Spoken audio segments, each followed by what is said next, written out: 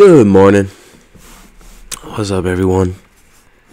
We've got Christine here right now. What's up, Christine? All right, we are doing a little Q&A today. On Sunday, we talked about meal timing. Talked about optimizing meal timing. Shifting the timing of our meals in order to maximize satiety, in order to reduce hunger, and to help optimize the circadian rhythm. We're going to be talking a little bit more about the circadian rhythm and ways to improve sleep, ways to improve regeneration, and ways to improve the immune system through getting the circadian rhythm dialed into our environment. We'll be talking about that this Sunday. But today we're just doing a little bit of a Q&A. We're here in the Q&A questions section right now. Jeremy was asking about dandruff. Jeremy said, any ideas about dandruff? After coming off vegan, I developed this, assumed due to hormonal changes. Now, all right, so dandruff, skin issues, there could be many underlying causes for this, right? I mean, some of these could be caused by sensitivities to certain foods, right? The increase of certain plant foods and the toxins that these plants actually create in order to protect them from digestion could lead to some skin issues. Now, Jeremy, I believe, has been on more of a carnivorous diet, so I'm pretty sure that's not the issue in your case. Just making sure to get enough collagen, making sure to stay properly hydrated, getting enough sodium, and getting some natural light can be pretty important as well, right? So the red and near infrared frequencies from the sun actually help our body to create collagen and to regenerate skin. So, making sure to get outside, get some natural light on the skin can be helpful. Christine had a good suggestion. She said she had to switch to a gluten-free shampoo. She ended up finding that she was sensitive to a lot of stuff we put on our skin. Because remember, the skin actually absorbs nutrients and toxins, much like the gut. So, substances can permeate the skin and get into the body that we don't want in there. So, you might want to look at the skin products that you're using and make sure that they don't contain a lot of, things that you don't want to be dealing with. Parabens and whatnot can be very, very high in shampoos. A lot of soaps and personal care products will have SLS, which is sodium lauryl sulfate. That is actually extremely toxic and not recommended for topical use. It's a setting agent, sudsine. It makes bubbles. Makes right? a foam. Right. So people just see that and they identify that as a marker of function, but it's really just a chemical reaction. So as much as you can, look for dish soap, personal soap, body soap, shampoos as well without the SLS, without the sodium lauryl sulfate. All right. So Russell had an interesting, he noticed something interesting about bacon. Well, sometimes the bacon lists that it has some carbs. Now, in the curing process with bacon, often there will be some sugar used. So, ideally you'd be buying bacon that doesn't have sugar, but also understand that you're looking at like maybe 1 gram per 100 grams of carbohydrate. So that means if you eat, like a whole pound, that might be 5 grams of carbohydrate. So, some people would argue that it's negligible, and many people do just fine on the bacon, even if it has a little bit of sugar in it when it's cured. But ideally, you'd be getting, uncured bacon and, sourcing bacon that doesn't have sugar added and that doesn't have a significant amount of carbohydrate. But, Terry seemed a little concerned about it. Not the biggest deal when you consider how much is actually in it. It's very little.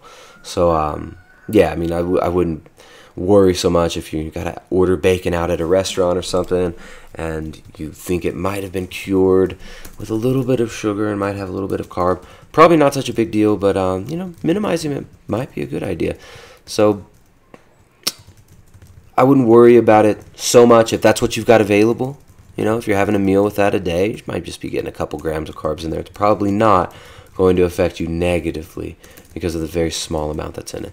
So Russell was asking about eggs too. Yeah, there supposedly are a little bit of carbs per egg, right? So I wouldn't really, as far as tracking the carbs from eggs or from meats, don't worry about it. It's splitting hairs. Even if he's eating 4 to 8 a day. Yeah, even if you're eating 4 to 8 a day, say that's 4 grams of carbs. That's nothing.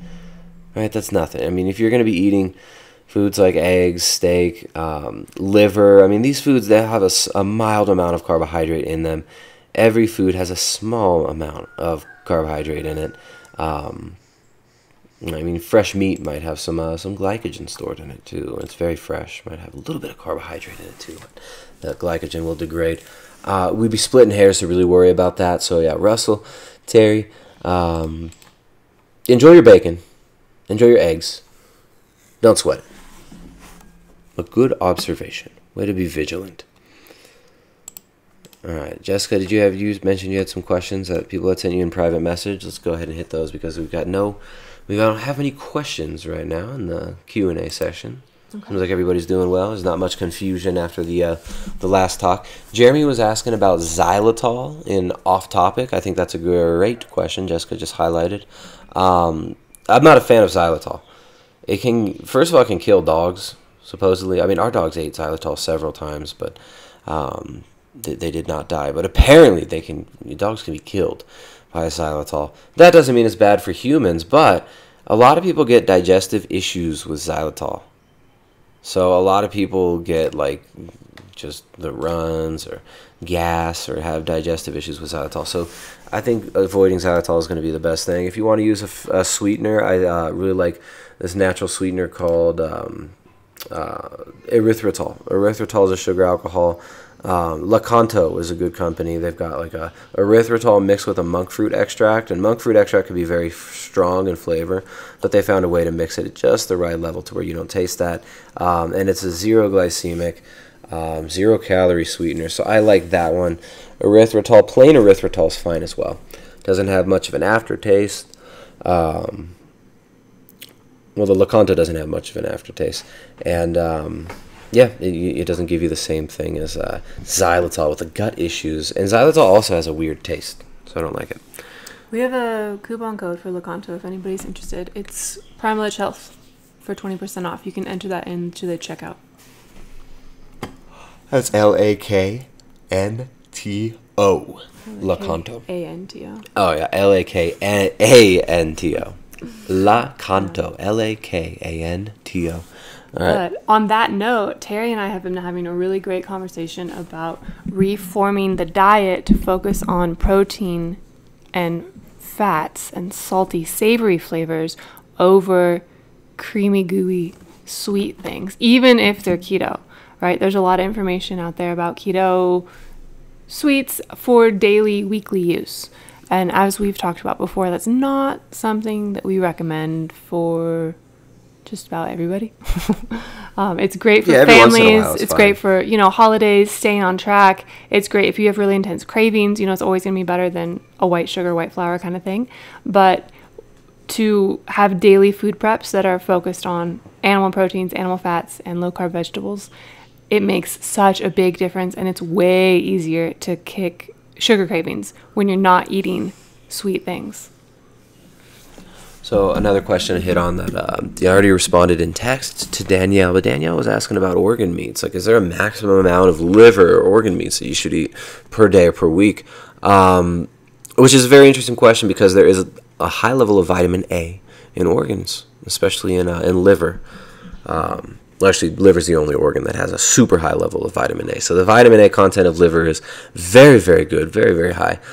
So some people would be concerned with what they've heard of called vitamin A toxicity. Now, if you give somebody vitamin A supplementally, in its supplemental form, straight vitamin A, people can get a level of vitamin A toxicity. But this is something that is not observed when you're eating it from whole food sources. So you're probably not at risk for getting hypervitaminaosis from liver.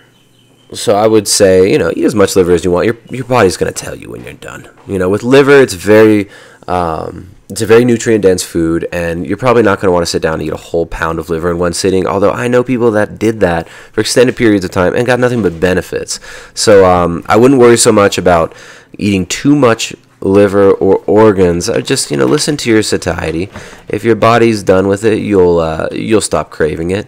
It is one of the foods, unlike cake or keto sweets and stuff like that, or heavy whipping cream, right? You'll self-regulate very well with liver. and with other organs as well. So don't worry so much about the so-called excess liver. It's not likely to cause any problems, and in its whole food form, very different from in a supplement form where it's isolated. Kenny would like help with his macros. He says he's not really sure where to go.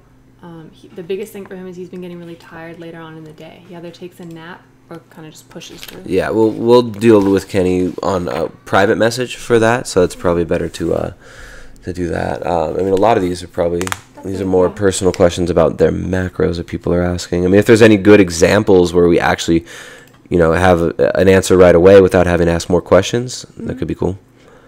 And we got quite a few people who are coming off of long-term vegan diets in the group, so it might be difficult to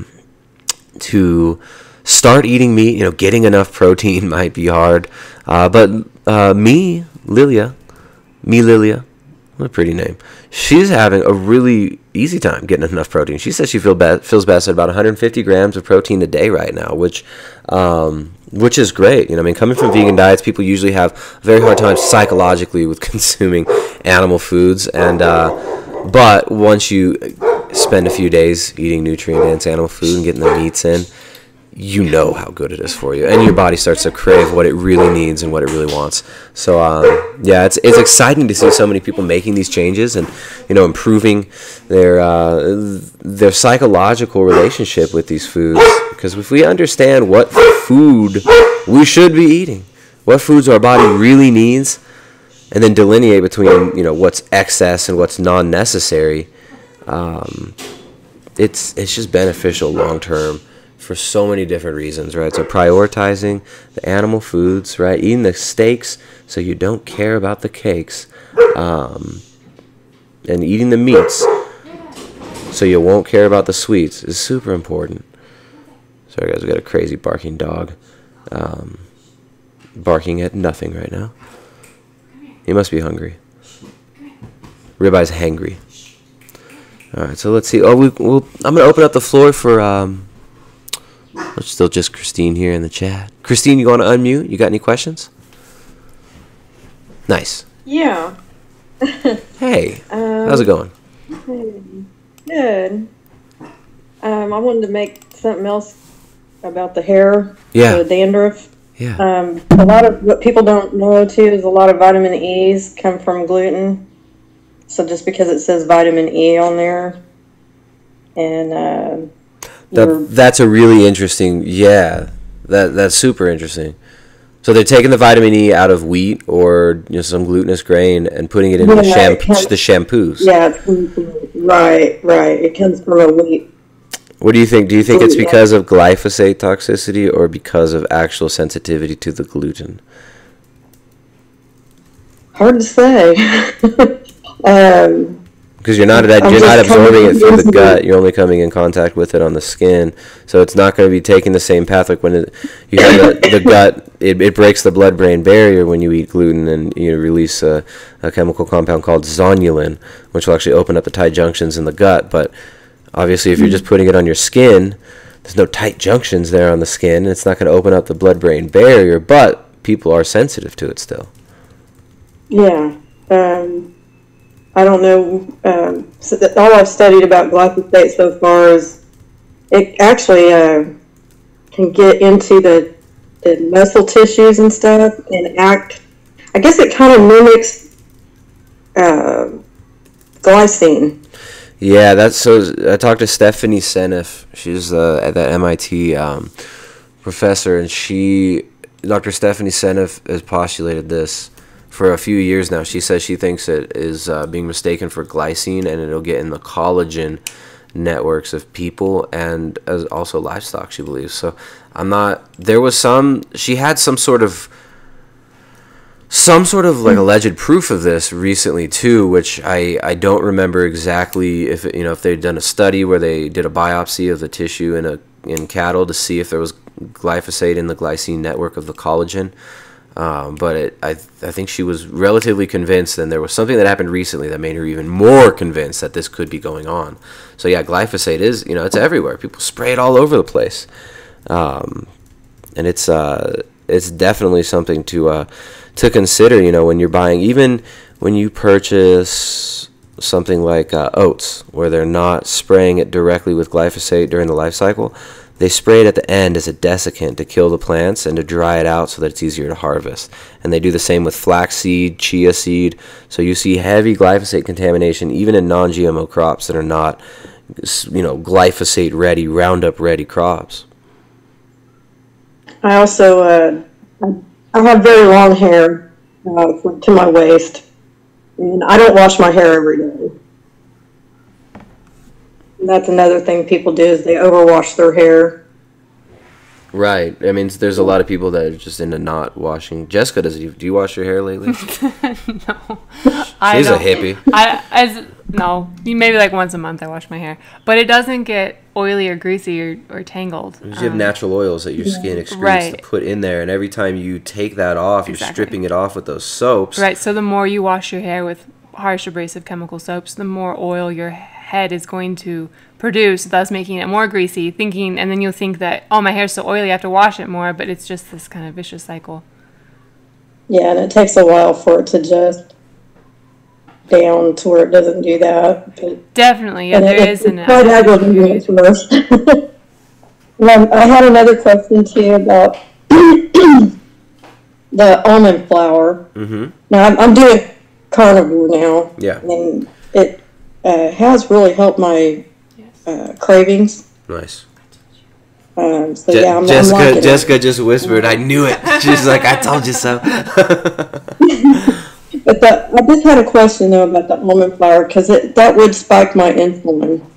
And I didn't know does that have to do with the oxalates in the because it's a high oxalate food as well. No, I mean it's and just. I didn't know if well, first, all right. There's several things going on with almonds.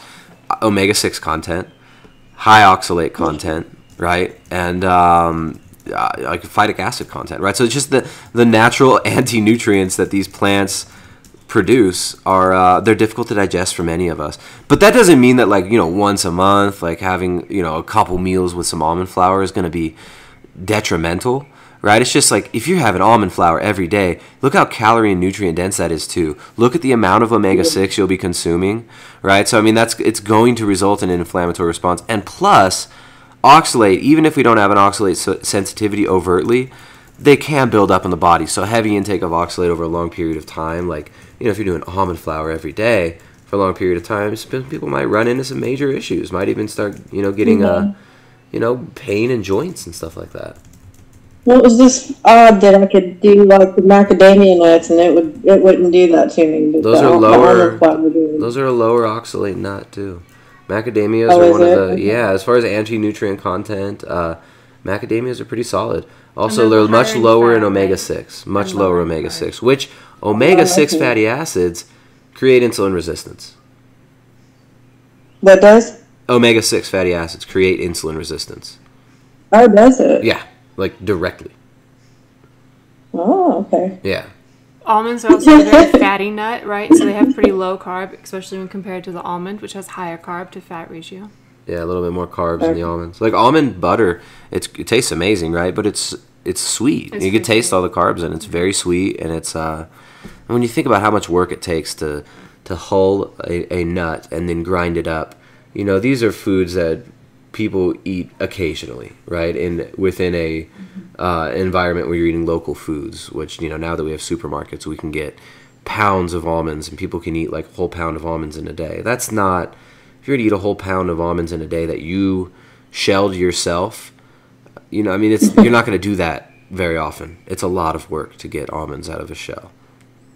Yeah, and I'm all about sprouting them. Yes. If you're going to eat them, sprout them. So with almond flour, it's not going to be sprouted too. So it's hard. Ground up, so oxidized polyunsaturated fatty acids. I mean, it's like some of this every once in a while is fine. Like when you look at how people probably used to use these things, it would be a treat that they'd use once a year, and they make some sort of a pie or something with some nuts or pecan pie. It's like these are not. Yeah, it's not something that people you normally have access to in their environment like heavily. So it's not probably not something to include every single day. But look, once a week, something with almond flour, depending on the person, can be fine. once a month. You know, I mean, it's not something we want to focus on. It's really easy to overeat because it tastes really good, and you can use like sweeteners that make it hit your sweet palate and still trigger the hunger response, even if it's not giving you an insulin response, right? So the sweetness, it triggers major hunger. So I think avoiding that type of stuff, if you have an inflammatory response to it, and if you have issues regulating food intake, avoiding that for the most part is probably best. And as far as like how to prepare liver, is there a certain way that you have to do that by soaking it in something, or with flour? No, with liver. No, with liver. You can, but it's not always necessary. Some people prefer the flavor that after soaking it because it kind of leaches out certain minerals into a liquid that you just rinse off and separate. But it's not at all necessary. I would recommend, if you're just getting into it for the first time, make a liver pate. That's a really nice way. There's 2 liver pate recipes in the Ketogenic Edge cookbook. Okay. Well, I was wanting to mix it like hamburger to try to kind of hide it. Oh, yeah. Yeah, that's great. So in that case, either get it ground from your butcher or kind of chop it, mince it maybe, as thin strips would be fine, and then you can pulse it in a food processor.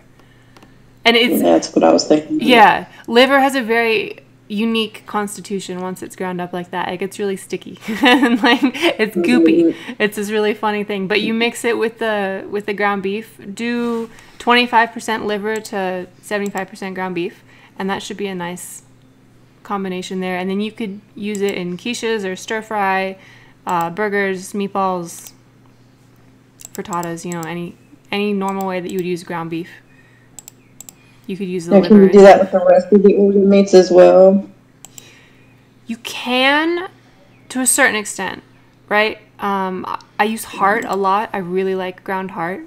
Yeah, I like that. Yeah. I think we probably started mixing it with the ground beef, maybe 50-50, but now we just do, 100% ground beef. And just ground heart meatballs. Oh, sorry, ground heart, yeah. Those are really good. Just plain ground heart meatballs. I know people also, I think Russell was talking about how he's had blended kidney with liver and heart. Kidney, I find to have a very strong taste, and personally, I just prefer it on the side soak of the something. Kidney for sure. Kidney's got to be soaked, then drained. Oh, does it? Yeah, well, yeah, because it'll have like a strong ammonia flavor, right? Like a urine flavor. So how do you soak it? Just put it in a glass bowl with some water or salt water, and then drain the salt water out after. Yeah, for at least 15 minutes, up to probably an hour or so. If you forget it, you could do it overnight if you want. Yeah, you could. Okay. But with the kidney, I wouldn't grind that. And then tongue is also another really good organ that people enjoy a lot. That one is actually really easy to cook. It looks the funniest, I think, out of all the organs. It's like, what am I about to eat here? But there's an outer skin that goes around the tongue that has the bristles, the part that we see. And then you boil the tongue for a few hours, I think 2 hours, until it's soft. And then you can slice the tongue down the center, and it just peels right off. And underneath that, it looks like a sirloin. It's this really nice piece of muscle meat, very even. It's fatty, and you can just slice it, and it's like roast beef. Oh, okay. Yeah, that's a really good one. There's a recipe for that in the book too.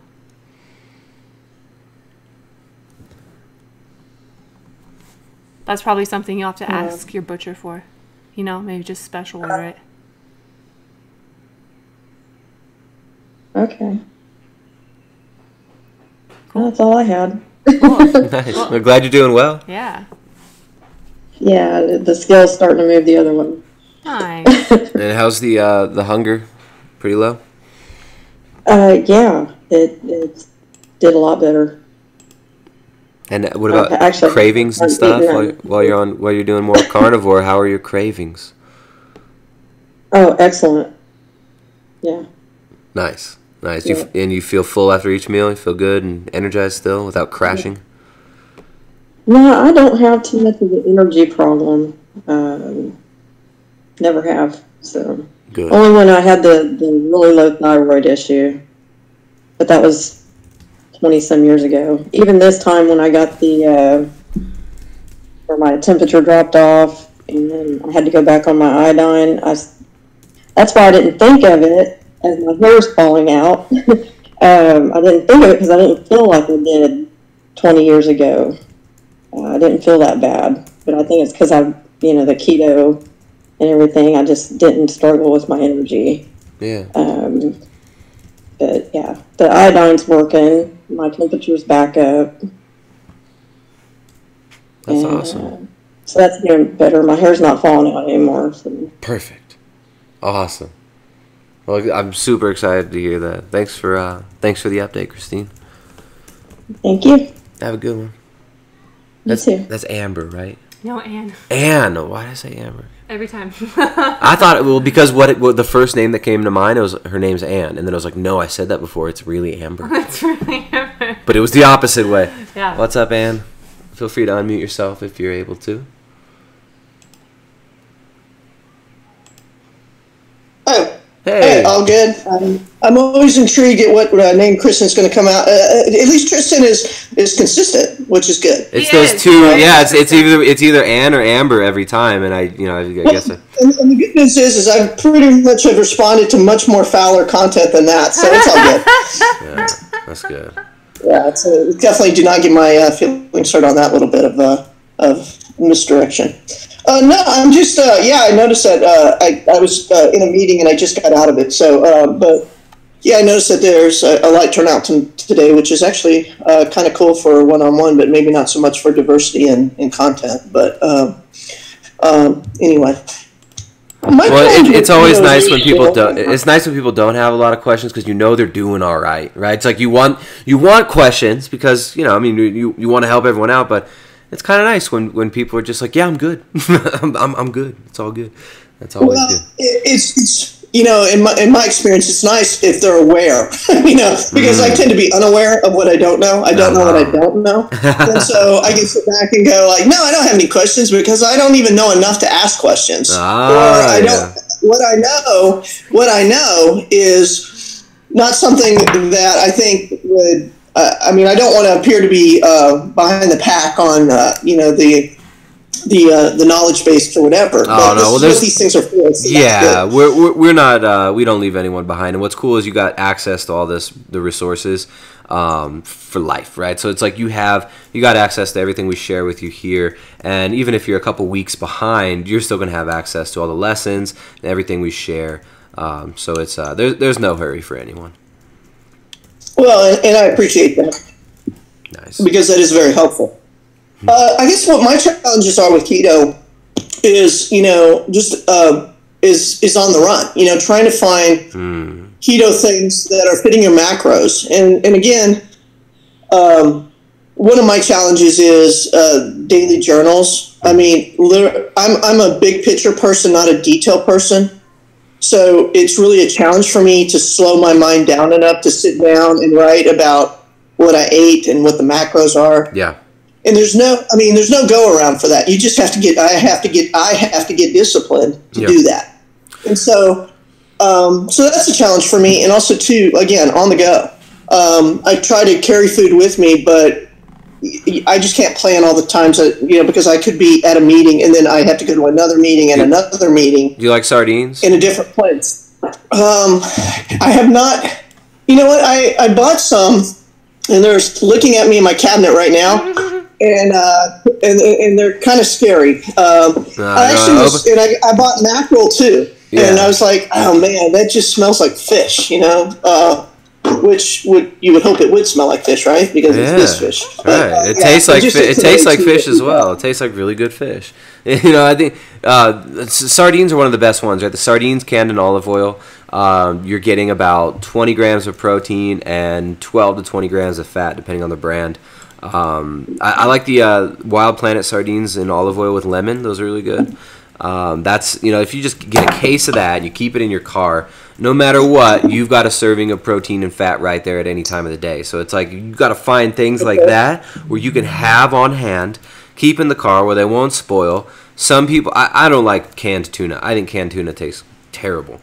But some people like that. Some people, canned tuna could be fine.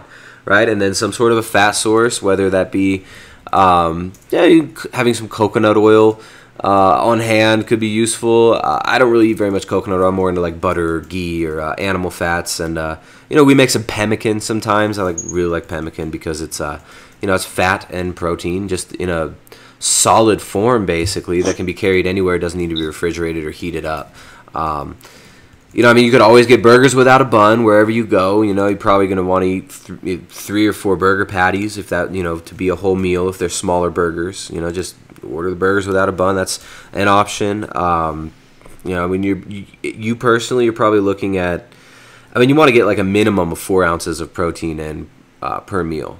You probably more, 6 to 8 ounces of protein in a meal is probably what you're looking at. But, it depends on how many meals you're doing per day and what your situation is like. I like to eat, I like to do the intermittent fasting and eat in an 8-hour window, and I try to do 2 meals a day. Simply because 1 meal a day, I just get too hungry and it throws me off. Yeah. But I just opened the sardines and tried them, and they're a lot milder than I actually thought they would be. You just right now, as we're talking, you just tasted them? Yeah, I just opened them up and tasted them. I love it. That's so cool. They're mellow, right? It's not like tuna where it's all They're funky. very mellow. Yeah, so if anybody's hearing this, I thought these things would be like this nasty, fishy, over the top. And it's not. It's almost milder than tuna-fish. Yeah. On the ones I got. They're much more mild than tuna. They're much less offensive than tuna. And people will readily eat tuna, make tuna sandwiches with mayonnaise and stuff, but they think a sardine sounds gross. I love sardines. They're so good. If you like avocado and you do well with avos, like an avocado or half an avocado with one of those cans of sardines, that's a great meal. You bring that with you anywhere. Throw an avocado in the car, throw the box of sardines in the car. Yep. They don't smell till you open them, and they still don't smell that bad. Well, that's what they make air freshener for. So anyway, so question on, is there a level of protein? So if I'm eating 2 meals a day, and my macros are, I think it was like 150 to 150. Yeah. If you're doing a 1-to-1, can you overdo protein in a meal? Well, think about this. In a meal. You're intermittent fasting. You're very insulin sensitive. You're only having a couple meals per day in a small window. So probably wouldn't be something to worry about for you. If you did overeat in a meal, you just feel sluggish and crappy, right? So it's like if you feel sluggish and tired after a meal, then you could have been overeating in that meal. Well, but particularly the macro of protein. Is there a negative effect to eating, say, just more if protein? I eat 100? Yeah, I live in Texas, so there's big steak everywhere. But if you're eating like 100 grams of protein at a meal. All right. Well, if you're just sitting down and you're just eating steak at a meal, and you eat 150 grams of protein in that one meal worth of steak, right? So you eat a kilo of steak. You eat a kilo tomahawk steak, right? That good luck eating any more. And when you actually look at it calorically, it's actually, protein has a very high thermogenic effect, right? So it takes a lot of energy to break down protein in the body. There's a big thermic effect. That's why it's warming after you eat it. You feel relaxed. If you're just eating protein and fat in a meal and you think you overate, it's like there's not going to be a negative physiological response unless you're consistently eating a huge amount of protein and fat every meal to where you're gaining weight, right? Like you can gain weight eating just steak if you're eating a lot of steak. But it's way harder to do that than with, cakes and, potatoes and these things that are highly insulinogenic. So protein, very low insulin effect, especially when you're on a low carbohydrate diet. You wouldn't have to worry about that. If you end up eating one meal in a day and that's 150 grams of protein, you just have a big old steak, you're fine. And your body's going to tell you when you're done eating, you're going to have had enough, and you're going to say, I'm good. And that's what's cool about the carnivore style eating with a lot of people. With most people that get on a carnivore style diet, they can, a lot of people, maybe not most people, but they can just eat meat to satiety and they end up losing weight naturally because their body just tells them, that's enough, I'm good, let's burn body fat.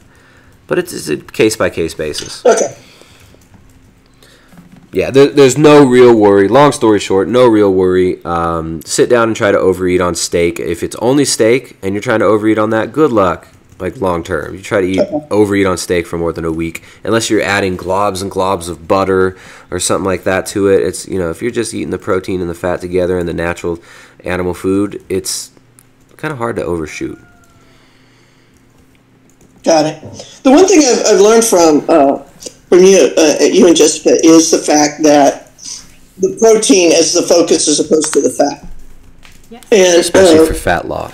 Because if you're doing fat loss, which I'm trying to lean out. I mean, I've always been a Texas girl, but I've always had like a tremendous. I used to be a power lifter and stuff like that, so I've always been tremendously strong in that. But as you get older, it's harder to keep the muscle on and not have it go to fat. I mean, your activity level has to really step up to kind of get you into some kind of equilibrium with that. Right. So, well, if you're eating the same amount to maintain as we age, it's like we could eat the same amount of calories and start working out less. Hormones start changing. It's just that we turn to flubber.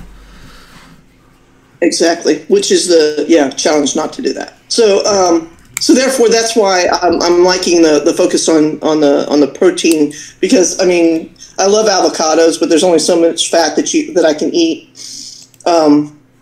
That I mean from the sources that I have, like I'm big on butter, big on ghee, not so much coconut oil. But especially now that this sardines and the mackerels and stuff, they're not high fat; they're just high protein, right? Yeah, well, Moderate when you fat. look at the can, they usually say like probably 20 grams Right, protein, so- 20 grams protein, 12 grams fat, which is I mean that's good. I mean for you when you're trying to burn body fat, if you get satiated on the sardines like that and you feel good, there's no need to add more fat, right? You're trying to lose a little bit of body fat. Of course, you need energy. You got workouts. You got a life to live. You need energy too. So it's finding that balance, right? Of the fats come with the meats. If you're just eating fish, there's much less fat on it. So it's like you might want a dollop of butter if you're having a meal of just fish, right? But it's So what would be the low end of the fat content? Okay, so if I want to drop like 15 pounds or 20 pounds, whatever it is, and okay, so I'm going to keep my protein at 0.8. yeah. What would be the low end of the fat? I mean, the most minimum amount of fat. I mean, honestly, you probably don't want to go much below like 70 grams of fat, just for like your hormone production, stuff like that. 50 would be like bare minimum 50, but you wouldn't want to do that for a long period of time. Okay. Right, so it's like if you find you're getting 90 grams of fat, 120 grams of protein, and you're full at the end of the day, you got energy, you're losing weight, you feel good, that's fine, right? So what we're trying to do is just give you sufficient protein to where we torch the hunger gets killed, and then you should hopefully be able to to regulate food intake and listen to satiety signaling and not have to religiously track for such a long period of time. As long as you set up the habits, you get enough protein, you know how much you need each day, in a few weeks, hopefully you're not having to think about any of it. Right. That's what my goal is. Okay. Perfect. All right. Well, like I said, lesson learned today. I won't die if I eat sardines. Good job. And feeling pretty positive about that. So, yeah, now I'm going to go actually. But this thing has been looking at me in the cabinet for like 3 months. So I'm glad That's so awesome. I had backup in case I went down. You did it so compulsive. You did it so like impulsively too, right? It was like, I'll try it right now. Hey, I had Ecuadorian backup on the call. You know what I'm saying? I mean, like if I went down, I'm going down on sardines. I went down. Exactly. Then you could like call 911 and give me some help. So that was good. We got the international squad here backing you up. You're good. Exactly. No, yeah, that's okay. Yeah, good shopping today. Awesome. Good job. Nice.